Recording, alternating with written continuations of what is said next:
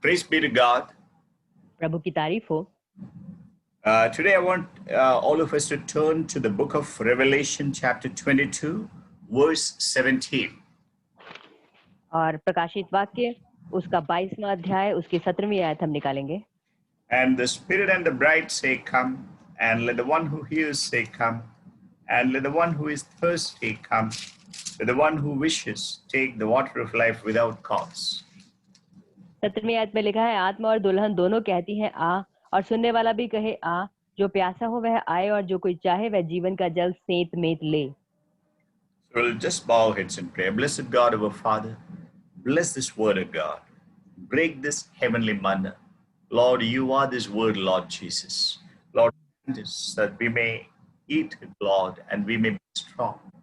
Our lives may be transformed, O God. As you said, God, your body is truly the meat and your blood is truly the drink, O God, Jesus. Yes, Father. Thank you, Lord. We praise your holy name, O God, that we may feed on you and we live, O God, in your presence forever. In Jesus' precious name we ask. Amen. Amen. Okay, in this verse, Revelation 22:17, we have an invitation from the Holy Spirit and the bride to come. और इस आयत में 17वीं आयत यहाँ पर हमें पवित्र आत्मा और दुल्हन दोनों की तरफ से निमंत्रण मिलता है। Now that teaches us a great lesson that today the burden of the Holy Spirit is to invite people to the church. और यह हमें ये सबक सिखाता है कि आज पवित्र आत्मा का जो बोझ है वो ये कि कलीसिया में लोगों को बुलाना। And bride is the church. और ये जो दुल्हन है वो कलीसिया है। And the Spirit and the bride shares the same burden. और आत्मा और दुल्हन ये दोनों का बोझ एक ही है। And one who hears say, come. और जो सुनने वाला है वो भी कहे आ। You know, there's those who hear the voice of the Holy Spirit in this hour, they are also going to invite others. और इस समय में जो पवित्र आत्मा की आवाज को सुनेंगे वो भी दूसरों को निमंत्रण देंगे। So my question at the outset is that have you heard the voice of the Holy Spirit? तो मेरा आरंभ में आपको प्रश्न ये है कि क्या आपने पवित्र आत्मा की आवाज को सुना है? And are you, if that is the case, do you invite people? और यदि ऐसा है तो क्या आप लोगों को निमंत्रण देते हैं? You know, it is you should be filled with the burden of the Holy Spirit today. देखिए आज आप पवित्र आत्मा के बोझ से भरे हुए होने चाहिए। That's what one who hears say, come. और इसलिए जो सुनने वाला है वो भी कहे आ। You know, if we don't do that, that means we are, you know, there is a you know, neglect of that holy invitation. और यदि हम ऐसा नहीं करते, जो पवित्र बुलाहट है उसको हम अनदेखा कर रहे हैं। One who is thirsty, come. और जो प्यासा हो वह आए। And one who wishes, take the water of life without cost. और जो कोई चाहे वह जीवन का जल सेंत मेंत ले। This is a beautiful verse. Let's keep it here. When we move on to John 7, verse 37. यूहन्ना रचित सुसमाचार उसका 7वां अध्याय और उसकी 37वीं आयत हम निकालेंगे। So we will be looking now 37, 38, and 39. And I believe this is going to be the key portion of today's meditation. Now on the last day, the great day of the feast, Jesus stood and cried out, saying, if any man is thirsty, let him come to me and drink. 37वीं आयत में लिखा है, पर्व के अंतिम दिन जो मुख्य दिन है, यीशु खड़ा हुआ और पुकार कर कहा, यदि कोई प्यासा हो तो मेरे पास आए और पिए। Verse 38, he who believes in me, as the scripture said, from his innermost being shall flow rivers of living water. 38वीं आयत, जो मुझ पर विश्वास करेगा, जैसा पवित्र शास्त्र में आया है, उसके हृदय में से जीवन के जल की नदियां बह निकलेंगी। And the explanation is given in verse 39, and this he spoke of the Spirit, whom those who believed in him were to receive, for the Spirit was not yet given, because Jesus was not yet glorified. और इन दोनों आयतों का विवरण जो है वो 39वीं आयत में दिया गया है, जहां लिखा है, और उसने यह वचन पवित्र आत्मा के विषय में कहा, जिसे उस पर विश्वास करने वाले पाने पड़ते, क्योंकि आत्मा अब तक न उतरा था, क्योंकि यीशु अब तक महिमा को न पहुंचा था।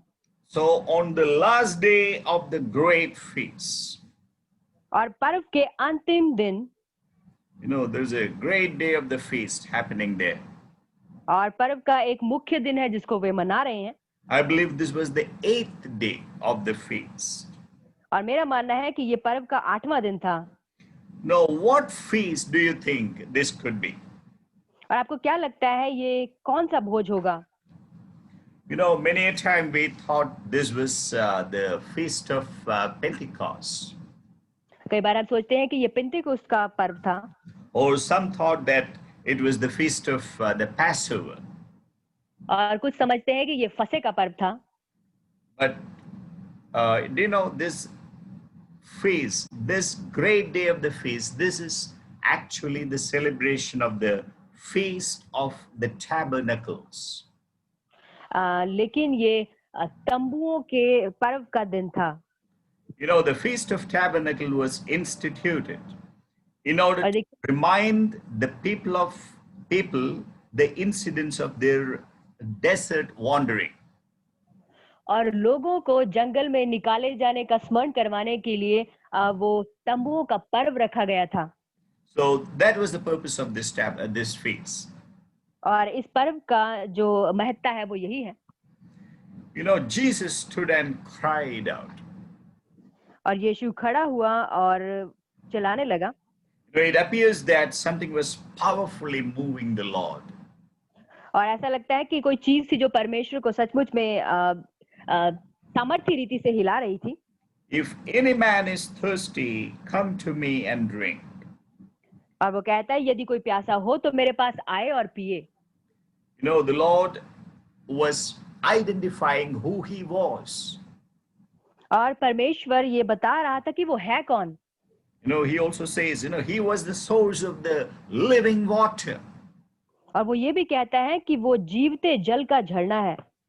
You know, that is, you know, if you look at John 4:10, the Lord says, if you knew the gift of God and who it is who says to you, give me a drink, you would have asked him and he would have given you living water. और यदि यूहन्ना रचित सुसमाचार 4 अध्याय की 10वीं आयत आप देखें तो यहाँ पर यीशु ने उत्तर दिया, यदि तू परमेश्वर के वरदान को जानती और यह भी जानती कि वह कौन है जो तुझसे कहता है मुझे पानी पिला, तो तू उससे मांगती और वह तुझे जीवन का जल देता। You know, as we were, you know, worshiping the Lord, I was, you know, getting a confirmation for the word today. और जब हम परमेश्वर की आराधना कर रहे थे तो परमेश्वर से मैं आज के वचन के विषय में बात कर रहा था। So I praise God, we got the confirmation. और मैं परमेश्वर का धन्यवाद करता हूँ कि परमेश्वर ने मुझे बिल्कुल सही शब्द दिया।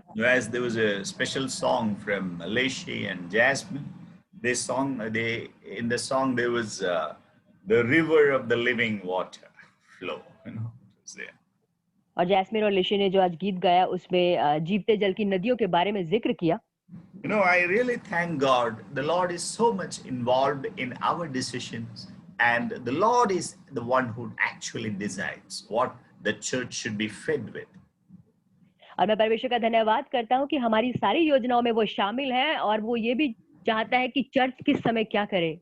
So in John 7:38 we read, you know, he who believes in me. और यूहन्ना 7:38 में हम पढ़ते हैं कि जो मुझ पर विश्वास करेगा। You know, he is the Messiah.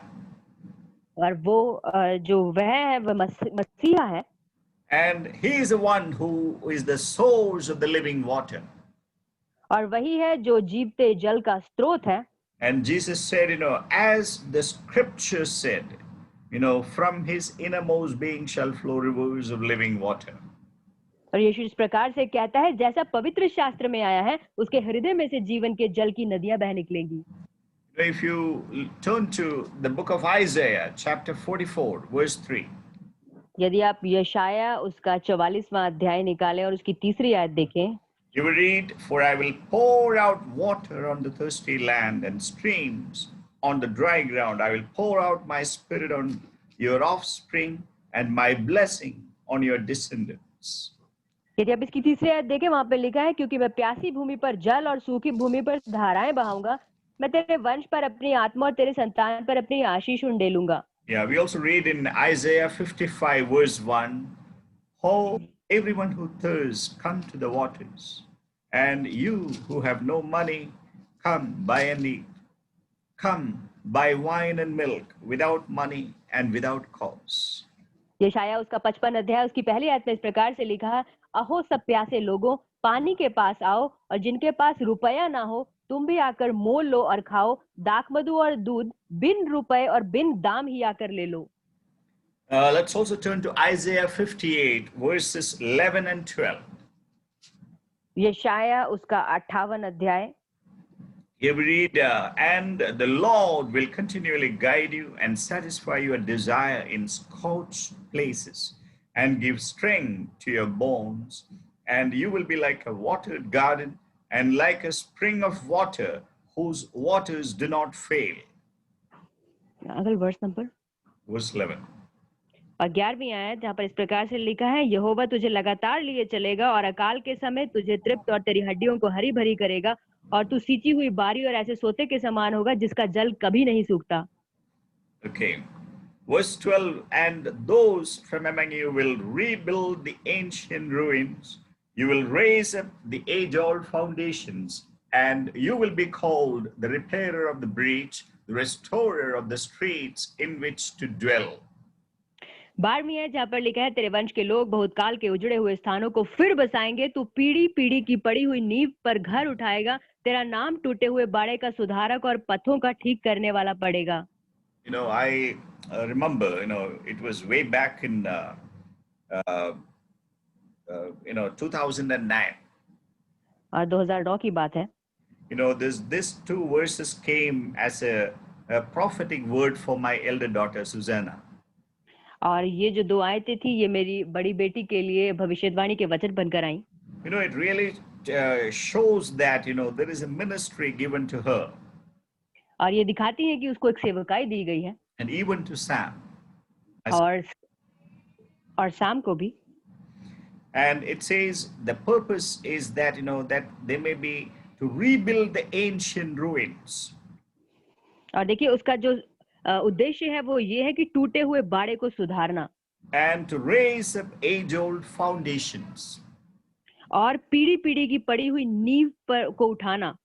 And you will be called the repairer of the breach. और तो टूटे हुए बाड़ों का सुधारक होगा। And the restorer of the streets in which to dwell. और पथों का ठीक करने वाला तेरा नाम पड़ेगा। The purpose is, this is to restore the families. और देखिए जो इसका उद्देश्य है वो ये है कि परिवारों को फिर से एक करना। And I would request all the church to pray for Sam and Susanna so that, they may do this ministry. और मैं आप सब पूरी कलीसिया को विनती करूंगा कि आप सैम और सुजाना के लिए प्रार्थना करें कि वो इस सेवकाई को शुरू कर सके।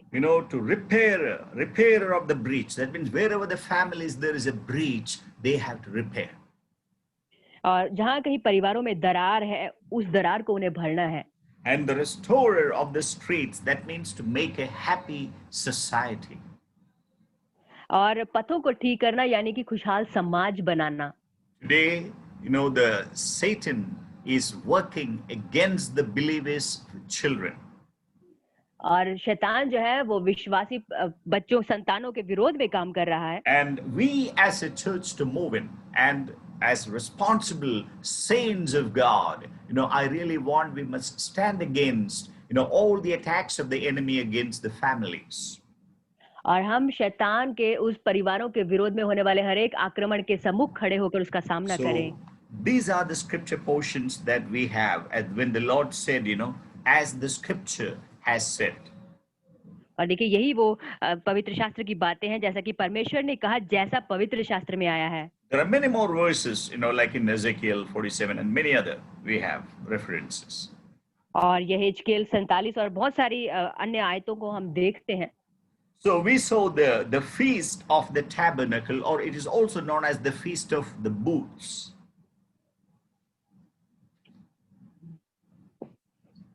और हम इसे तंबुओं का पर्व कहते हैं। Yes. Let's turn to the book of Leviticus chapter 23. लेवियों की पुस्तक उसका 23वां अध्याय verses 34 to 36. 23वां अध्याय उसकी 34 और 35 आयत। He will read, speak to the sons of Israel, saying, on the 15th of this 7th month of the feast of booths, for 7 days to the Lord. And read. Uncle, 1 second, can you repeat? Leviticus chapter 23, verse 34. 23 23वां अध्याय उसकी 34वीं आयत, जहाँ पर इस प्रकार से लिखा है, इजराइलियों से क्या है कि उसी 7वें महीने के 15वें दिन के 7 दिन यहोवा के लिए झोपड़ियों का पर्व रहा करे। Verse 35, on the first day is the holy convocation, and you shall do no laborious work of any kind. 35वीं आयत, पहले दिन पवित्र सभा हो, उसमें परिश्रम का कोई काम न करना। And verse 36, for 7 days you shall present an offering by fire for the Lord. On the 8th day you shall have a holy convocation and present an offering by fire to the Lord. It is an assembly. You shall do no laborious work. 36वीं आयत, 7 दिन यहोवा के लिए हव्य चढ़ाई करना, फिर 8वें दिन तुम्हारी पवित्र सभा हो, और यहोवा के लिए हव्य चढ़ाना वह महासभा का दिन है, और उसमें परिश्रम का कोई काम न करना। Okay, so the 8th day, what we see the 8th day, that is actually this was the day the Lord was actually referring to. और देखिए, ये जो 8वां दिन हम देख रहे हैं, यही वो 8वां दिन है जिसे परमेश्वर जिसकी ओर इशारा कर रहा है। If you also turn to the same chapter, verse 39. और इसी अध्याय की यदि आप 39वीं आयत को देखें, They will read, on exactly the 50th day of the 7th month, when you have gathered in the crops of the land, you shall celebrate the feast of the Lord for 7 days, with a rest on the first day and the rest on the 8th day. 39वीं आयत में इस प्रकार से लिखा है, फिर 7वें महीने के 15वें दिन को जब तुम देश की उपज को इकट्ठा कर चुको, तब 7 दिन तक यहोवा का पर्व मानना, पहले दिन परम विश्राम हो और 8वें दिन परम विश्राम हो। The children of Israel had 3 main feasts. और इजराइलियों की संतान 3 तरह के पर्व मनाती थी। And all those who were mature, adults, then they were expected to observe these feasts. और जितने भी सयाने लोग थे, वो उन्हें इन पर्वों में हिस्सा लेना होता था। The Passover was, they used to offer an hour of flour, grains. That was actually for for the blessing of the fields. और फसह का पर्व जिसमें वो अनाज का चढ़ावा चढ़ाते थे, वो उनकी खेतों की आशीष के लिए था। And the feast of Pentecost was, it was the feast of the first fruits, and that was actually for the blessing of the trees of the field.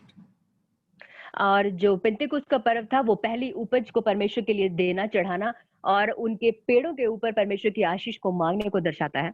And the feast of the tabernacle, they used to pour water and wine and on the altar of sacrifice. और जो तंबू वाला पर्व था, उसमें वो पानी और दाखरस को परमेश्वर के वेदी पर चढ़ाते थे। That was actually, seeking the blessings of the Lord upon the rains for the seeds and harvest. और वो परमेश्वर की बारिश और उसकी कटनी के ऊपर परमेश्वर की आशीष को पाने को दर्शाता है। And the feast of the tabernacle, that was, that matched with the arrival of the latter rains. और ये जो तंबुओं का पर्व था, ये भी दिखाता है जो बाद में होने वाली बारिश उसको। So that these are significant because these are prophetic.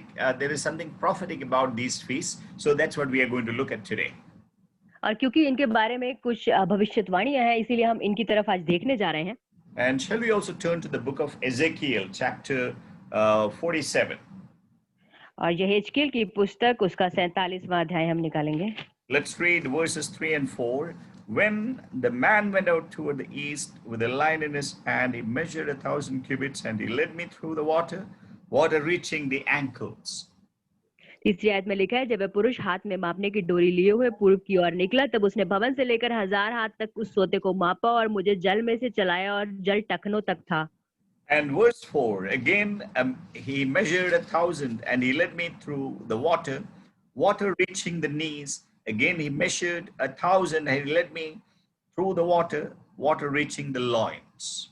चौथी आयत, उसने फिर 1000 हाथ मापकर मुझे जल में से चलाया, और जल घुटनों तक था, और फिर 1000 हाथ मापकर मुझे जल में से चलाया, और जल कमर तक था। So this is an experience what the church has experienced so far. और देखिए, ये एक ऐसा अनुभव है जो कलीसियाओं ने अब तक अनुभव किया है। Water reaching the ankles. और पानी जब आपके टखनों तक पहुंचता है, that is the time, a believer begins to walk in the Spirit of God. और ये वो समय होता है जब एक विश्वासी परमेश्वर की आत्मा में होकर चलना शुरू करता है। That is our first walk with the Lord. That is a symbol of Passover or our और being ये born again. और ये परमेश्वर के साथ हमारी पहली चाल जिसकी शुरुआत होती है, और ये बिल्कुल ऐसा है जैसे फसह का पर्व। And thereafter, there are two more phases in which the water reaches up to the knees and to the loins. और उसके बाद हम देखते हैं कि पानी जो है वो घुटनों तक आता है और फिर कमर तक। Both these, like the knees and the loins, this is actually the Spirit of God progressively getting control over the saint. और जल का घुटनों तक आना और फिर कमर तक आना बिल्कुल। So both these experiences, they denote the Pentecost, the outpouring of the Holy Spirit. और ये दोनों अनुभव जो हैं ये पेंतिकुस्त को दर्शाते हैं, जिसपे पवित्र यानी कि पवित्र आत्मा का उंडेले जाना। Something the Lord really manifested to me, something like a revelation which came to me was, now what about the verse 5 in this chapter? We read, and again he measured 1,000, and it was a river that I could not ford, means I could not walk through, for the water had risen enough water to swim in a river that could not be forded.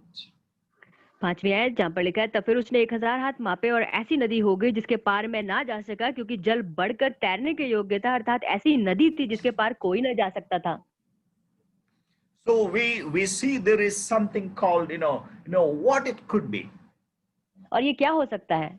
I believe this is the feast of the tabernacle.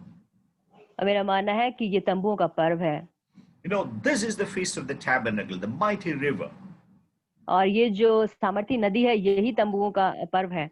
And there is going to be a great outpouring. We can say the greatest outpouring of the Holy Spirit going to happen in our times.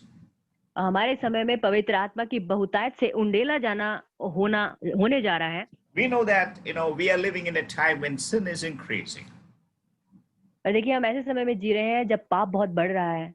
And I would say where sin abounds, grace abounds much more. और मेरा ये मानना है कि जहाँ पाप बहुत हुआ वहाँ अनुग्रह भी बहुत हुआ। That is exactly going to happen today. और बिल्कुल वही चीज यहाँ होने जा रही है। Most of us, it's very difficult for us to know that can the greatest revival happen now? और हम में से बहुतों के लिए तो विश्वास करना संभव सा है, क्या अभी बेदारी आ सकती है? That is where we need to know what the plan of the Lord is today. यहीं पर हमें जानना जरूरी है कि परमेश्वर की योजना क्या है। There is a glorious plan of God to be fulfilled in this hour. और इस क्षण में परमेश्वर की योजना, पूरी होने वाली योजना जो है वो अभी है। And for which we need to believe in the word of God. जिसके लिए हमें परमेश्वर के वचन पे विश्वास करना है। The servants of God can't walk by what he sees or what he hears. देखिए, परमेश्वर के जो दास हैं वो जो देखते हैं और सुनते हैं उसके अनुसार नहीं चल सकते। We see many things in this world. इस दुनिया में हम बहुत सारी चीजें देखते हैं। We hear many things in this world. बहुत सारी चीजें हम सुनते भी हैं। We don't have to bother about it. हमें उसकी चिंता नहीं करनी। God works according to the excellence of his counsel, his own counsel. और देखिए, परमेश्वर अपना खुद का सलाहकार है और वो अपनी सलाह के अनुसार चलता है। He doesn't care what Satan is doing, what the demons are doing, or what the people of this world are doing. वो परवाह नहीं करता शैतान, दुष्ट आत्मा और दुनिया के लोग क्या कर रहे हैं। He has an absolute brilliant plan for this last hour. और उसकी जो योजना है वो बिल्कुल सिद्ध है इस अंतिम समय के लिए। That is what I said. He has plans to make a mighty river of the Holy Spirit to flow in this hour. और इसलिए मैंने कहा कि उसकी योजना है इस समय में जीते जल की नदियां बहाने की। So was the river not flowing? क्या नदी बह नहीं रही थी? Yes, it was flowing. ये बह रही थी। It was flowing up to the ankle level. और ये टखनों तक बह रही थी। It was flowing to the knee level. और फिर घुटनों तक बह रही थी। And it was flowing to the loins. और फिर ये कमर तक बह रही थी। That is really interesting. ये बहुत रोमांचित करने वाली बात है। Once it flows, it is really very interesting to watch a river flowing, even at the loins level.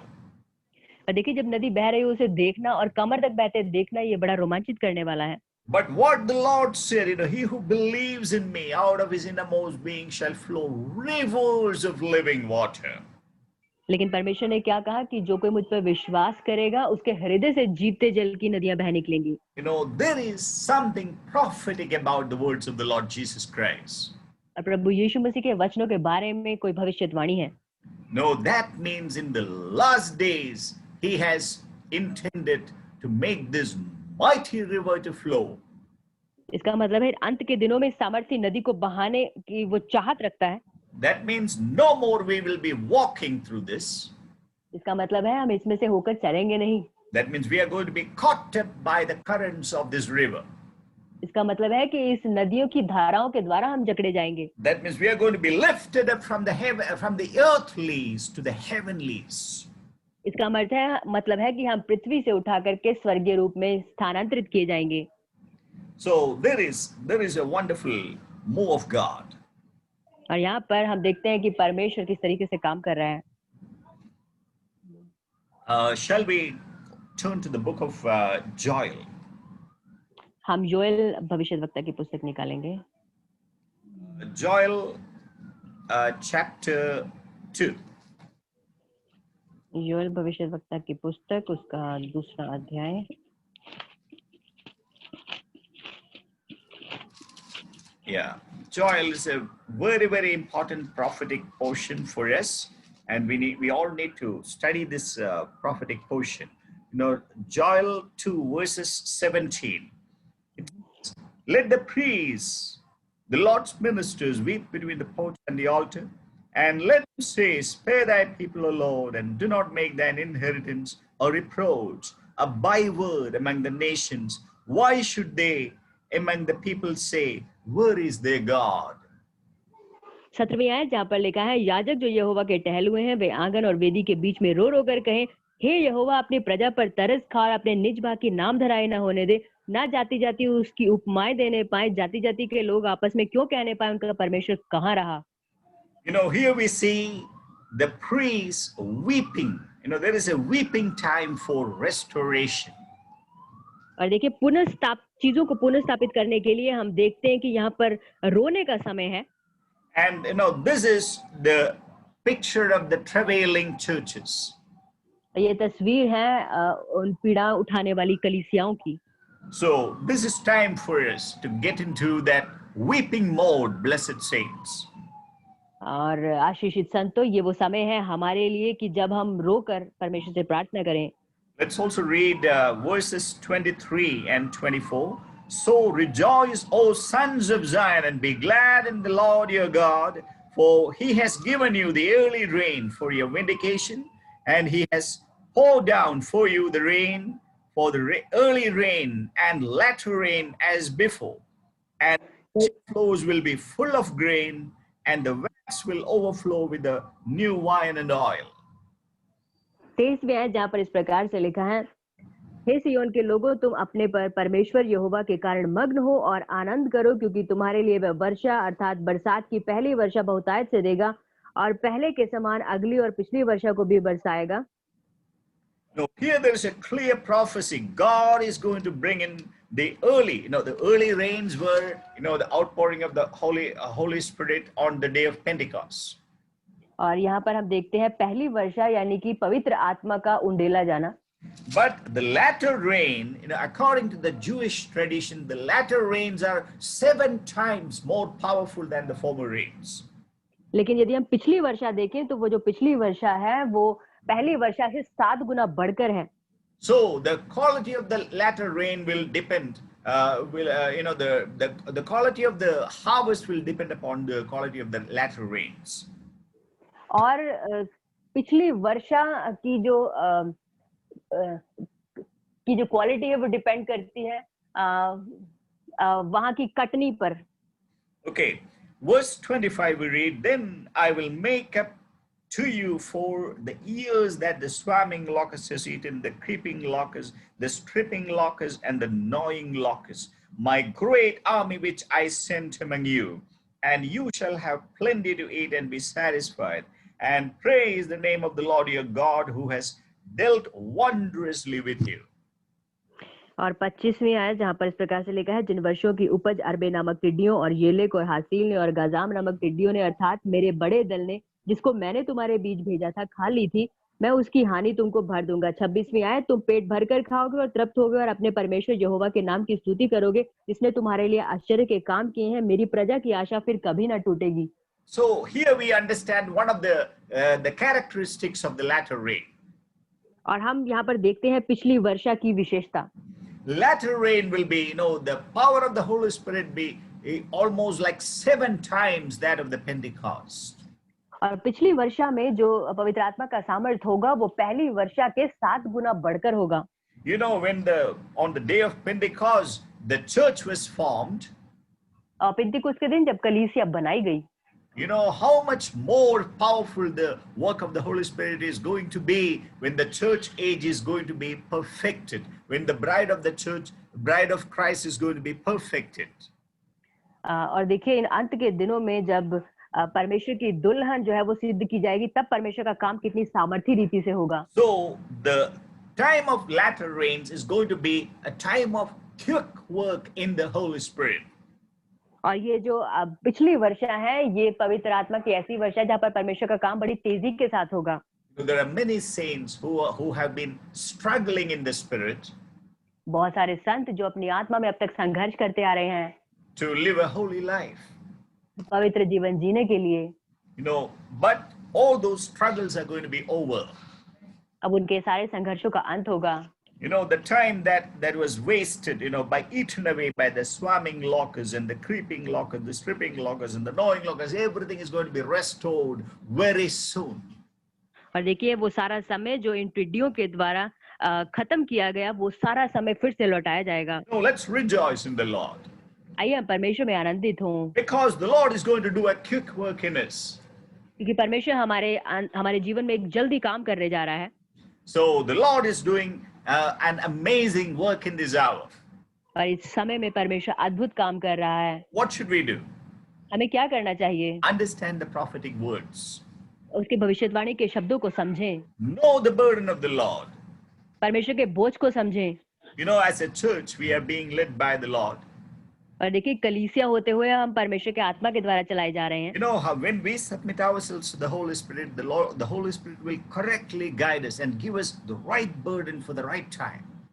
और देखिए जब हम अपने आप को पवित्र आत्मा को समर्पित करेंगे, सही समय में परमेश्वर हमें सही बोझ देगा। And the one thing I have seen in verse 26 and also 27, towards the end, it clearly says, "Then my people will never be put to shame." And even to verse 27 also, "And my people will never be put to shame." और देखिए 26वीं आयत के अंतिम वाक्य जहाँ पे लिखा है, मेरी प्रजा की आशा फिर कभी ना टूटेगी, और 27वीं आयत जहाँ पे लिखा है, और तब तुम जानोगे कि मैं इज़राइल के बीच में हूँ। When you think about, dear children of God, when we think about our spiritual lives, there have been occasions we were really put to shame. और परमेश्वर के प्रिय संतों, यदि हम देखें तो ऐसा समय हमारे जीवन में रहा है जब सचमुच में हमने शर्मिंदगी का सामना किया है। We had really dishonored God. और सच में हमने परमेश्वर का अनादर किया है। We were really ashamed of our lives. और हम अपने जीवनों में शर्मिंदगी महसूस करते हैं। But those things are going to end. लेकिन अब उन चीजों का अंत होगा। The Lord is going to change the fortunes. परमेश्वर अब इन हालातों को बदलेगा। We read a quick work and restoration.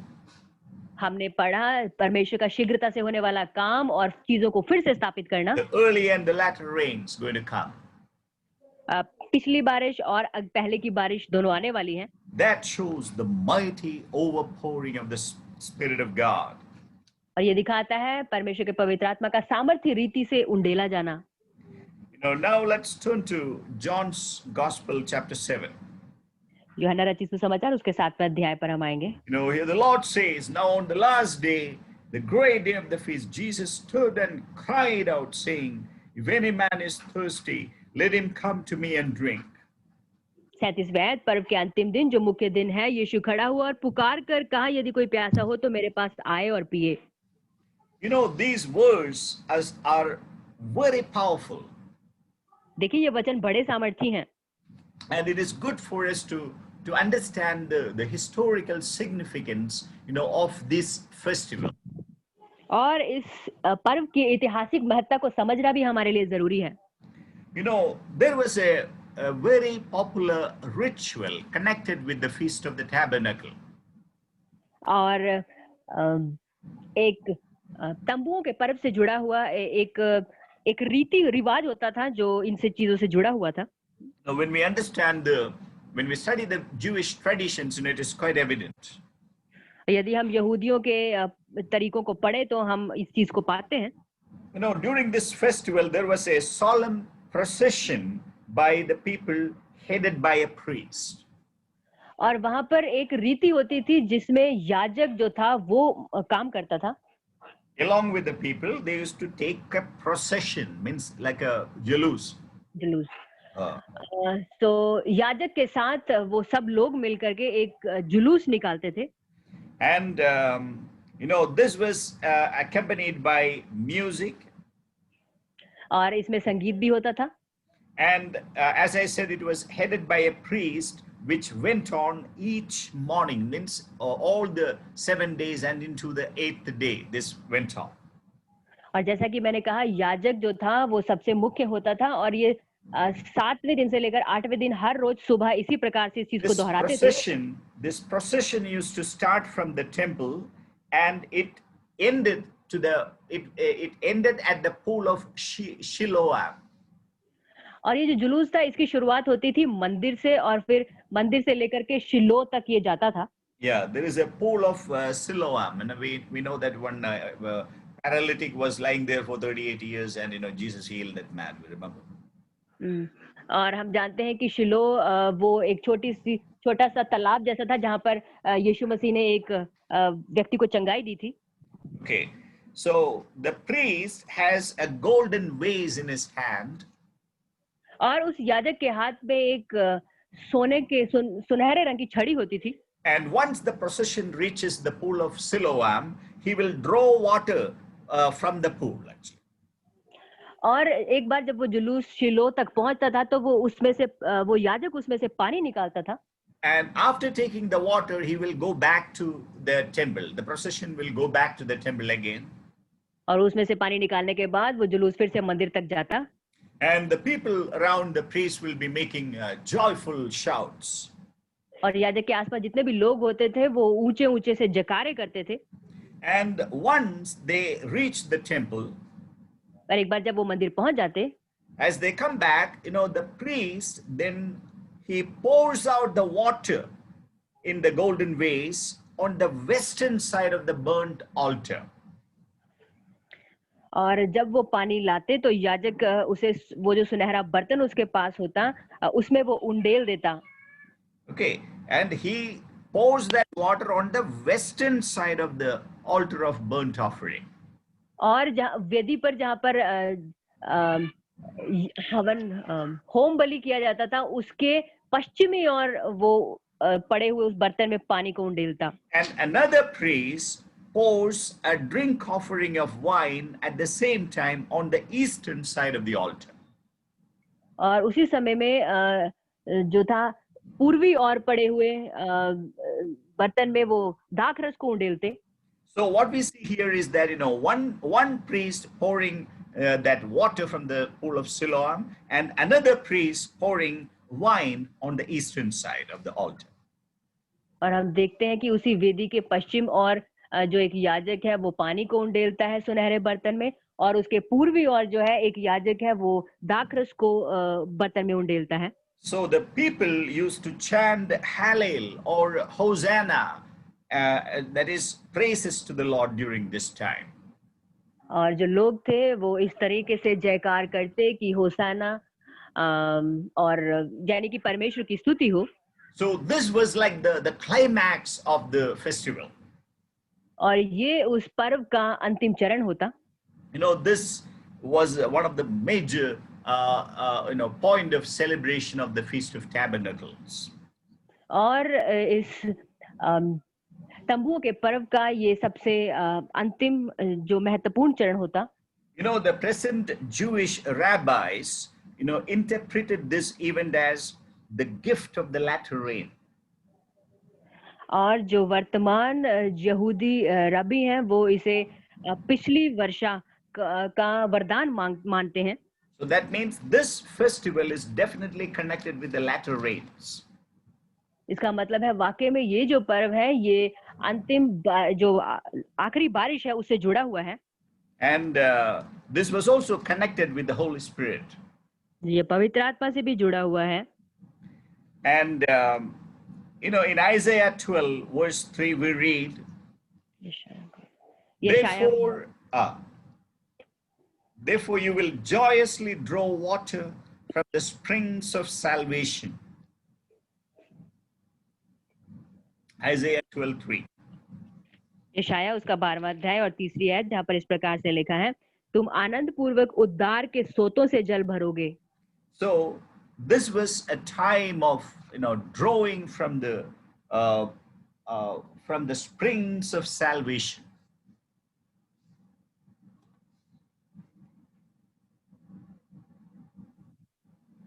Okay, so when the Lord watched this happening, जब परमेश्वर ने ऐसा होते हुए देखा, he was so forcefully moved in the spirit. और वो आत्मा में आनंदित हुआ। It was so powerful. On one side the water is flowing, the other side wine, and the wine and the water mixed them and flowing downstairs, down the stair, through the stairs of the altar. और देखिए एक तरफ से दाखरस, दूसरी तरफ से पानी, और दोनों मिलते हुए सीढ़ियों से नीचे की तरफ बहते हैं। Jesus, he saw that, and he couldn't control. That spirit was forcefully overtaking him. और देखिए जब यीशु ने इन चीजों को देखा तो वो अपने आप पर नियंत्रण न रख सका। He knew, oh, that is me. That is me. It represents me. That's what the truth all about. और इस प्रकार से उसने कुछ कहा कि ये तो मैं ही हूँ, ये मेरे बारे में है। He had no other option but to cry out, if any man is thirsty, come to me.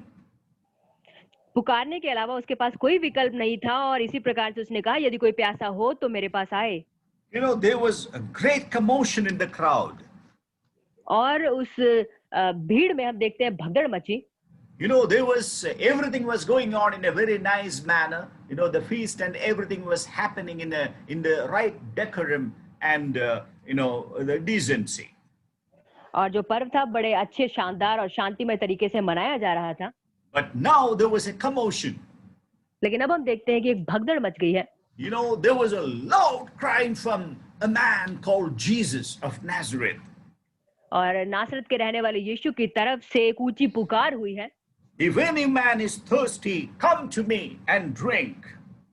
यदि कोई प्यासा हो तो मेरे पास आए और पिए। It was the will of the Father that he revealed that eternal, the living, the river of the living water at that most poignant time of the celebration of tabernacles. और ये पिता की इच्छा थी कि उस तंबुओं के पर्व के समय में इस महत्वपूर्ण घटना को सबको दिखाना। And there the Lord says, he who believes in me.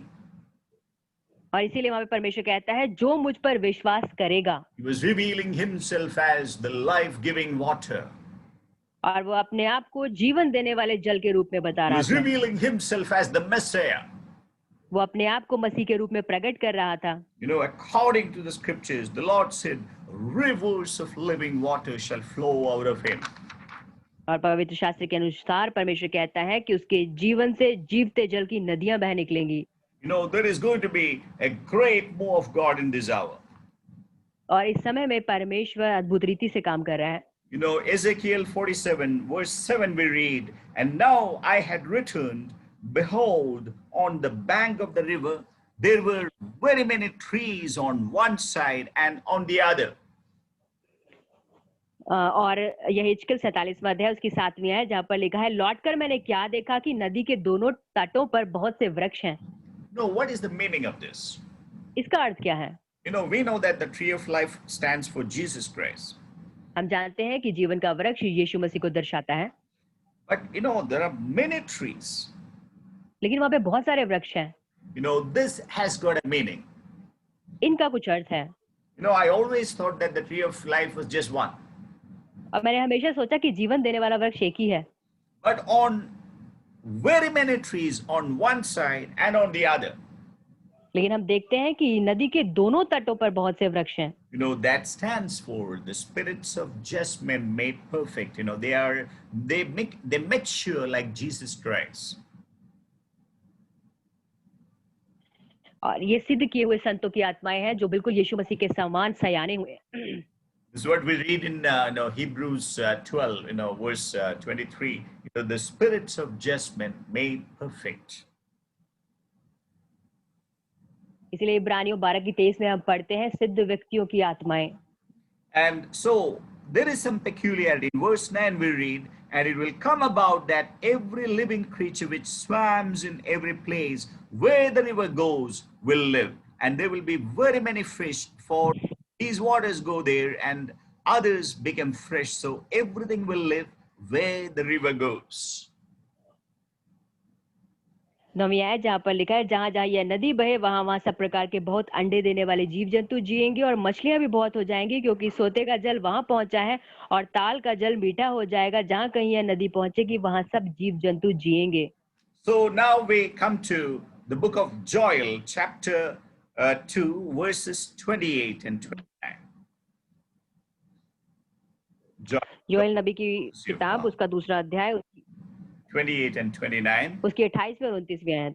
And it will come about after this that I will pour out my spirit on all mankind, and your sons and daughters will prophesy, your old men will dream dreams, and young men will see visions. 28वीं आयत उन बातों के बाद मैं सब प्राणियों पर अपना आत्मा उंडेलूंगा, तुम्हारे बेटे बेटियां भविष्यवाणी करेंगी और तुम्हारे पुण्य स्वप्न देखेंगे और तुम्हारे जवान दर्शन देखेंगे। Verse 29. And even on the male and female servants I will pour out my spirit in those days. 29वीं आयत तुम्हारे दास और दासियों पर भी मैं उन दिनों में अपना आत्मा उंडेलूंगा। God is going to use the brothers. परमेश्वर भाइयों का इस्तेमाल करने जा रहा है। And God is also going to use the sisters mightily.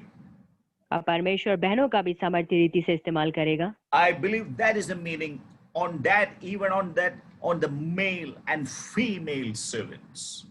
और जब वो कहता है कि दास और दासियां, मेरा मानना है कि यही इस बात को कहता है। Because God cannot wait now. क्योंकि परमेश्वर प्रतीक्षा नहीं कर सकता। He's going to make use of every available resource in the kingdom of God. परमेश्वर के राज्य के लिए उपलब्ध हर एक चीज का इस्तेमाल अब वो करेगा। You know, have you seen that? क्या आपने देखा? You know, I will pour out my spirit upon all flesh. मैं अपना आत्मा सब पर उंडेलूंगा। That's what we read. I will pour out my spirit upon all mankind. और देखिए तभी कहता है कि सब प्राणियों के ऊपर मैं अपना आत्मा उंडेलूंगा। Can you imagine the scope and the extent of this verse? क्या आप इस आयत की को समझ सकते हैं? You know, this is the power of the river of the life. और ये जीवन के जल की नदी की सामर्थ है। You know, when you read Revelation chapter 22 verse 17, the Spirit and the bride say, "Come." और जैसे कि आपने 22वीं अध्याय प्रकाशित वाक्य में पढ़ा कि आत्मा और दुल्हन दोनों कहते हैं आ। You know, that verse, the very beginning verse of that chapter is, "And he showed me a river of the water of life, clear as crystal, coming from the throne of God and of the Lamb."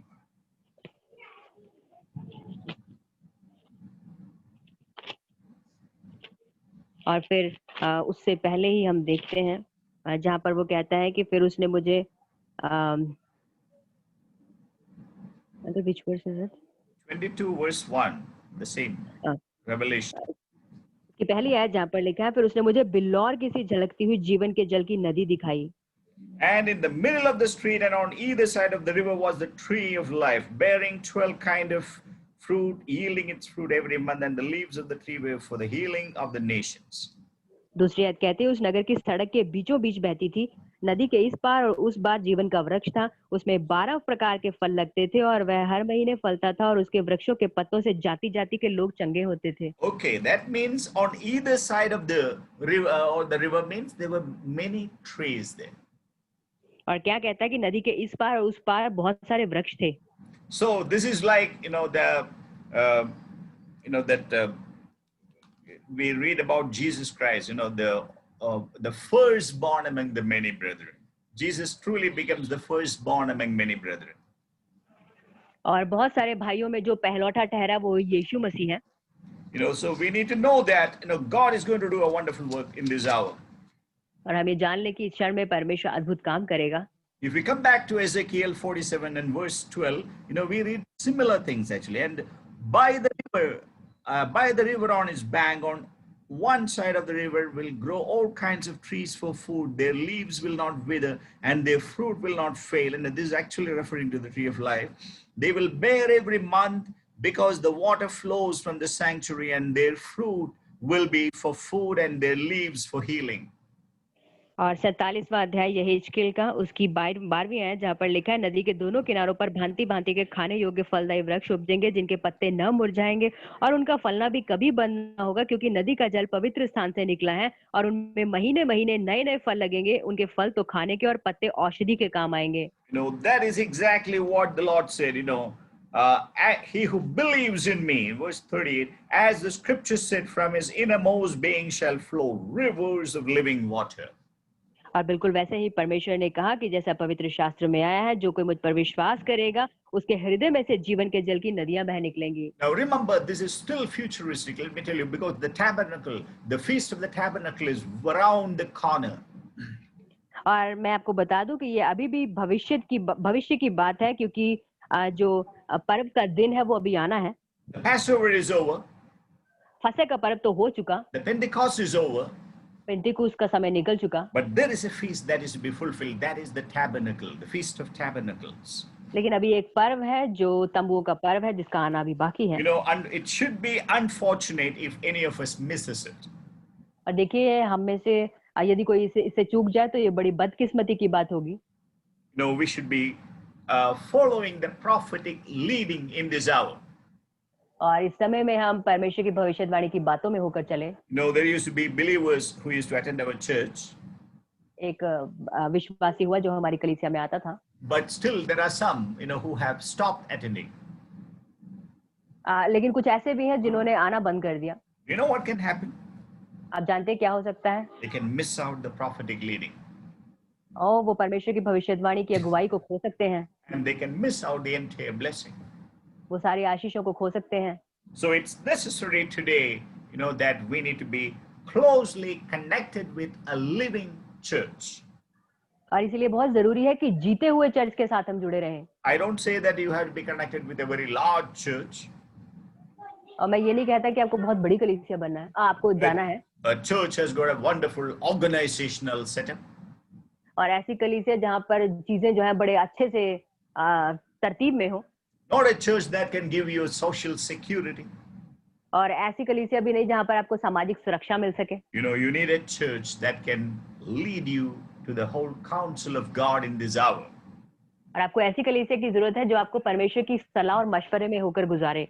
When we move in the light of God, जब हम परमेश्वर की रोशनी में होकर चलते हैं, I can guarantee that the Lord will help us. और मैं दावा करता हूँ परमेश्वर हमारी सहायता कर सकता है। The Lord clearly understood the prophetic significance of the last day of the feast. और परमेश्वर पर्व के अंतिम दिन की उस महत्ता को अच्छे से समझ पाया। He knew that this is a time of weeping and restoration. और वो जानता था कि ये समय है रोने का और फिर से चीजों को स्थापित करने का। The Lord knew that there will be a time of the celebration of the Feast of the Tabernacle in the last days. और परमेश्वर को ये भी पता था कि तंबू के पर्व के दिन का मनाना अभी बाकी है। Because that is the last feast in the order. क्योंकि यदि हम क्रम के अनुसार देखें तो यही अंतिम पर्व है। So prophetically, there is a Feast of the Tabernacle that which we are going to enter into. और इसीलिए इस तंबू का पर्व जो है अभी इसमें हमें प्रवेश करना बाकी है। And what we are going to get actually during the time of the Feast of the Tabernacle, we will give not only the early rain but also the mighty latter rain. और जो तंबू के बारे में महत्वपूर्ण चीज है वो ये है कि इसमें सिर्फ पिछली बारिश नहीं बल्कि पहली बारिश भी है। And as the Lord said, rivers of living water will flow. जैसे कि परमेश्वर ने कहा कि जीते जल की नदियां वहां बह निकलेंगी। So what should we be doing? हमें क्या करना चाहिए? Start weeping for the people of God. परमेश्वर के लोगों के लिए हम रो कर प्रार्थना करनी शुरू करें। Today, the church has to be a weeping and wailing, a groaning and travailing church. और इस समय में कलीसियाओं को रोते हुए, विनती प्रार्थना करते हुए आगे बढ़ना है, So that the Lord will send the mighty rains for the church. ताकि परमेश्वर कलीसियाओं के लिए वो सामर्थी बारिश को भेजे। Latter rain means a quick work and restoration. और देखिए, पिछली वर्षा का मतलब है जल्दी से किया जाने वाला काम, It means a great outpouring of the Holy Spirit. जिसका मतलब है परमेश्वर के आत्मा का बहुतायत के साथ उंडेला जाना। This is not going to be an isolated situation. और ये ऐसी परिस्थिति नहीं होने जा रही जहां पर कोई अकेला रह जाएगा, It is going to be a global phenomenon. और ये तो वैश्विक घटना होगी। So what should the churches do? तो फिर कलीसियाओं को क्या करना चाहिए? Start a global intercession. और इसीलिए वैश्विक प्रार्थनाएं विनती करना शुरू करें। You know, praise God, we have already started that. प्रभु का धन्यवाद, हमने पहले से उसकी शुरुआत कर दी है। Because I believe we are being led by the Spirit of God. और मेरा मानना है कि हम परमेश्वर के आत्मा के चलाए चल रहे हैं। You know, with joy shall ye draw water out of the wells of salvation. और उद्धार के सोते से हम आनंद पूर्वक पानी निकालेंगे। The Lord saw the wine and water mixed up, flowing down the stairs of the altar. परमेश्वर ने देखा दाखरस और पानी दोनों सीढ़ियों से बहते हुए मिल रहे थे, And he perfectly understood that was he. और वो बिल्कुल समझ गया कि ये वही है। Let's go to him. हम उसके पास जाएं, Let's believe him. हम उस पर विश्वास करें, As the scripture has said, जैसे पवित्र शास्त्र में आया है, rivers of living water shall flow. जीवते जल की नदियां उसमें से बहेंगी। Amen. आमीन।